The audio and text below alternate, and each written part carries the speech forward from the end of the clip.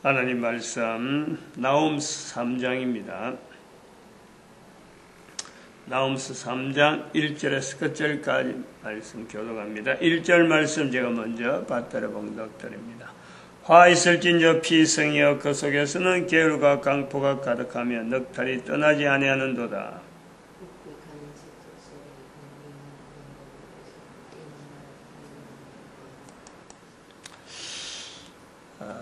나홈스 3장 화 있을진저 피성이여로 표현되어지는 우리 개인 또 사회, 한 사회 또 전 인류 우리가 이런 것을 다 연결할 수 있고, 결국에는 인간은 우리가 나홈스 3장에서의 그 환경을 어떻게 보냐면은 현재 성경을 읽는 현재적이면서, 그리고 마지막 때 현재적이면서 누구든지, 지금 이게 2015년이지만 뭐 2500년에 가서도 이 성경은 여전히 있을 것이고, 그때까지 인류가 있다면은 성경은 여전히 있는 거예요. 바로 그때부터 예수님 오실 때까지 그 연대를 나타내고 있다.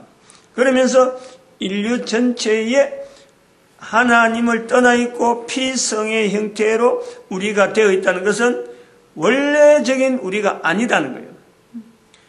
더욱더 가깝게 피성의 모습으로 악독과 계율이 가득하고 넉달이 떠나지 않는 우리의 개인의 모습이 나타나는 환경, 사회 환경이나 전 인류의 모습이 되어가는 것은 더 가깝게 사탄의 마지막 때, 사탄의 어떤 결정적인 이제는 그 징벌, 그 상태가 예수님이 오시는 것과 그 시간이 이제는 상황이 사탄의 마지막 때가 되어지는, 그러니까 이제 최후적으로 발악하는 시기가 오는 거예요.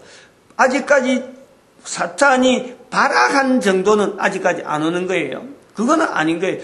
그러나 언제 때가 되면은 사탄이 인간을 직접적으로 대항해서 사탄의 정체를 드러내면서 인간을 대항하는, 인간이 그걸 아는 거예요. 아, 저기 바로 예수님 오시기 전에 나타나는 사탄이구나. 이걸 분명히 인식하는. 그러니까 인간들의 그 자세도 악독과 계율에서 떠난 사탄을 대항하는 분명한 그 변화, 상황 자체가 엄청나게 변화가, 지금하고는 뭐 생각도 못하는 게, 상상도, 이런 걸 우리가 염두에 둬야 돼요.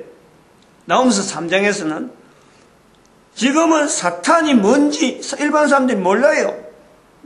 그러나 우리의 후손들은 언젠가는 예수님 오실 때가 되어서 후손들이 만나게 될 텐데, 그 후손들은 사탄을 인식하면서 살아가는 거예요. 그러면 살아가는 환경이 동일한 지구인데, 계속해서 문명의 발달이라고 하는 것에서 인류가 같이 갈까? 이거 우리가 잘 고려해야 돼요. 인류의 문명의 발달은 한계가 옵니다. 문명이 즉 어떤 극한체를 딱 치게 되면은 그때부터는 인류 자체가 문명의 발달을 지향하지 않고 오히려 문명에 대한 이 자체를 거부하면서 오히려 원래적인 인간의 어떤 삶에 그 제한된, 굉장히 그 한정된, 자동차 타는 거, 비행기 타는 거, 여러 가지 통신하는 거, 이 모든 것에서 되도록 손을 끊으면서, 요 관계를 끊으면서 살아가는 인류 환경이 되어진다. 그 인간들이 그걸 바라면서 나간단 말이에요. 지금은 오히려 그걸 거꾸로 그것을 미개한 시대라고 보는 그 시대를 오히려 앞으로는 지향하게 된다. 왜냐하면은 사탄이 그걸 이용해가지고 인간을 괴롭히기 때문에. 문명의 발달을 통해서 인류가 괴로움을 당하는데, 그 괴로움을 당하는 것에서 인간이 이걸 이제는 확인하는 거야. 아, 이거는 사탄이 쓰는구나. 그러니까 사탄이 쓰는 것에서 피하려고 하면은, 거기서 벗어나려면은, 인간은 인류 문명의 발달하는 그 환경에서 떨어져서 어렵더라도, 당장에 뭐 불편하더라도, 예를 들어서 사막이면 사막, 안 그러면 동굴이면 동굴, 참 문명의 발달하고는 떨어져 있는 그 속으로 가야 인간의 자리를 찾는다는 상상을 못할 거예요. 지금 이거 뭐 어떻게 누가 이런 이야기를 할 수도 있겠어요. 근데 나움새에서 통해서 이걸 한다. 그런 것이 3절에 보면은 큰 무더기 죽음, 무수한 시체여 사람이 시체에 걸려 넘어진다. 이런 데서 이 표현이 나온단 말이에요. 그리고 이것을 관장하고 있는 자가 누구냐 하면은 4절에 있는 대로 아리따운 기생이 음행을 많이 한, 즉 묵시스에서 계속해서 나오는 인간을 넘어지게 만드는 여인으로 나오지만 이 여인이 아니라는 거예요. 인간이 여인이 아니라는 거예요.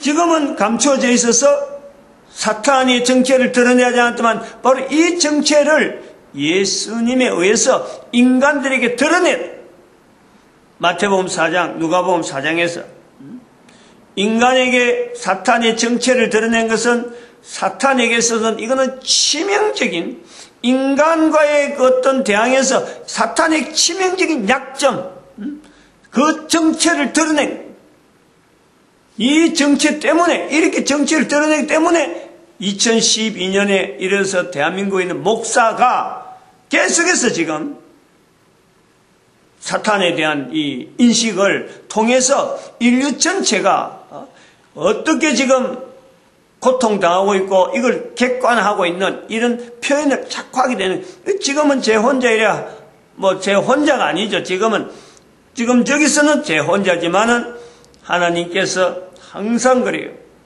7천인을 남겨둬요. 7천인. 그 숫자적으로 7천인이 뭐 꼭 7천명이 아니지만은 더 많은 7만 명도 되고 뭐 엄청나게 있을 수가 있어. 그러나 7천명을 남겨두는 거예요. 7천명. 그 숫자가 있다. 근데 이것이 7천명이라 하는 이 자체도, 남겨지는 이 숫자도 그 대한민국이 그 숫자 안에서 충분히 그걸 우리가 대한민국이라고 하는 자리 하나를 우리가 7천명 안에 집어넣을 수 있는 그런 자리. 대한민국이 바로 열방의 선지자로서 이 남겨진 7천인으로서 대한민국의 목사, 대한민국 자체, 그리고 온 인류 현재가 70억이라 하는 인류의 숫자에 이 연결해 보는 거예요. 그래서 시기적으로 또한 1945년에서 70년이 지나서 2012년에 이 내용을 이야기하는 70인 한 사람 7천명 70억 하는 이런 숫자를 연결해 본다. 그러면 열방의 선지자에서 대한민국의 이 현재 또 목사 한 사람이 대한민국이 열방의 선지자로 나아가는 걸음에 인류의 걸음에서 어떤 징조와 어떤 변화, 이 내용을 통해서 인류들에게 메시지를 분명히 전달해야 되는 그런 어떤 기능이 있단 말이에요. 지난번에 말씀한 선지자니까 먼저 아는 거예요. 먼저 알면서 또 말을 해야 되는데 어떤 내용을 이야기하느냐? 하나님을 증거하는, 여호와를 증거하는, 하나님이 이렇게 하고 계신다라는 것을 증거해야 되는 것이 선지자라. 그냥 뭐 내가 알았다, 아 이게 통계가 이래 나오는구나, 이렇게 말하는 게 아니에요. 통계를 통해서 또 어떤 지식을 통해서 기존에 있는 자료를 통해서 알게 되는 건요, 그 선지자 하는 거 아니에요. 그거는 누구든지 하는 거니까. 선지자는 그런 걸 통해서 하나님이 하시는 일을 나타내야 되기 때문에 보통 사람들이 아는 그런 내용 갖고는요, 그런 선지자 일이 불가능하다. 지금 그래서 오늘 제가 예를 하나 들려고 그래요. 현재 있는 내용과 나홈스에 있는 내용이 어떻게 연결되어지는가 너무 많은데, 국가마다 단락하면 굉장히 많은데, 상징성이 있는 국가에 대한 내용을 이야기를 하겠어요. 지난번에도 잠깐 이야기를 언급을 하면서 했는데, 헝가리 기자, 시리아 난민이 막 피난해서 그 난민을 이렇게 억제하는 그 어떤 경찰력에 의해서 막 도망가고 있는 그 시리아 난민에게 헝가리 여기자가 2015년 9월에, 이번 달에요. 그들 하여금 발을 걷어차고, 발을 걸어서 넘어지게 만들고, 그 영상물로 나온 거예요. 전 세계 사람들이 다 본 거예요. 그리고 자기 가까이 오는 그 사람들 막 발로 차고 막 때리고, 여자가 그런 거예요. 여기서 나오는 엄행하는 여자라 하는 이 내용하고 연결되어지는 거예요. 여자의 모습이냐, 그 모습이 사람이 하고 있다. 현재 국제 여론에서는 그런 사람들 잘했다 소리 하는 거예요. 근데 그 나라가 헝가리라는 이 말이 뜻이, 헝가리라는 것은 배고프다예요. 배고프다. 그런데 배고프다는 것을 뜻을 가진 그 이름을 왜 국가 이름을 할까? 이상하잖아요. 뭐 국가 이름은 좀 힘이 있고 좀 그래도 비전이 있는 그런 이름을 할 텐데 왜 헝가리라고 하는 이런 이름을 국가 이름을 했을까? 성경을 모르고 교회 역사를 모르면은 여기에 대해서 추정이 안 되는 거예요. 헝가리라는 것은 일단은 가난한 거예요. 배고픈 거예요. 그럼 이 가난하고 배고픈 것 자체가 하나의 큰 덕이 되고 미덕이 되는 것은 어디에서 있느냐? 성경을 떠나버리면 안 되는 거죠. 유럽이라는 사회는, 유럽 사회에서 헝가리라는 이 표현은 아주 특이한 자리예요. 유럽 사회 전체가 우월주의, 그 다음에 영웅주의, 헬라 사상에 의해서 교회라고 하는 이 내용이 그 속에 들어가 있더라도 교회에 있는 성경 자체를, 성경 전체 구조를 위인전으로 만드는 것이 유럽 사회란 말이에요. 전달되어 가면서 항상 우선되어지는 영웅을 우선으로 하는 것이 유럽 사회예요. 그렇게 형성되어서 지금 복음이 전 세계에 흩어져 있는 거예요. 대한민국의 신학교 그래도 전체가 그 속에 지금 파묻혀 있는 거예요. 그러면 영웅이고 위인은 사람들을 끌어당기고 힘으로 다른 사람들을 이렇게 능력을 발휘하는 것이 그게 영웅이고 위인인데 헝가리는 떨어지는 거예요. 헝가리는 차고 나고 되는 거예요. 이 헝가리는 성경에 있는 대로 마태복음 5장 심령이 가난한 자, 즉 가난 자체를 하나의 큰 어떤 기독교 어떤